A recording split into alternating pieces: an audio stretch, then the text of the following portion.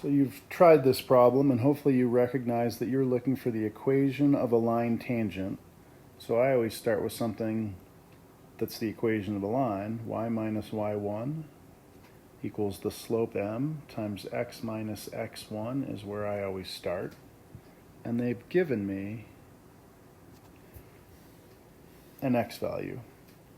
But they are really looking for equation or a tangent to the equation of g. So I'm going to change this around a little bit. We're really looking for g minus g1, if you will. I want to be careful not to plug in f, but I need g for the y-coordinate. And so always my slope is going to be my derivative. And so we're looking for g prime.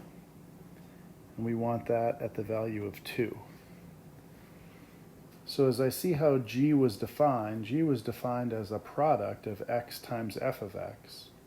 So that means g prime of x is going to be the derivative of the first, so 1 times f of x, plus the derivative of the second, f prime of x, times the first, x. And because we wanted this at 2, then every x gets a 2. So our slope is really equal to this. And now we're going to use all that given information. 1 times f of 2, well, f of 2 is 3, plus f prime of 2, well, that's negative 5, times 2, or 3 minus 10 equals negative 7. So that's really our slope.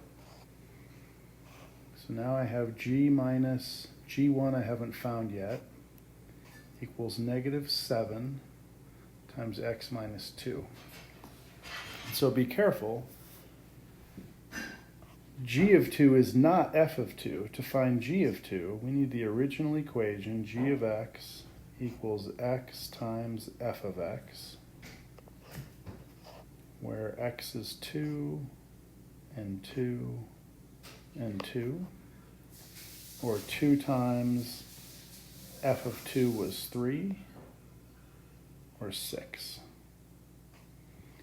So that's how I would leave my answer, except I would probably replace this g with y, as that's typically the way lines are written. And of course you could put it into y equals mx plus b form if you wanted. If you wanted to do that,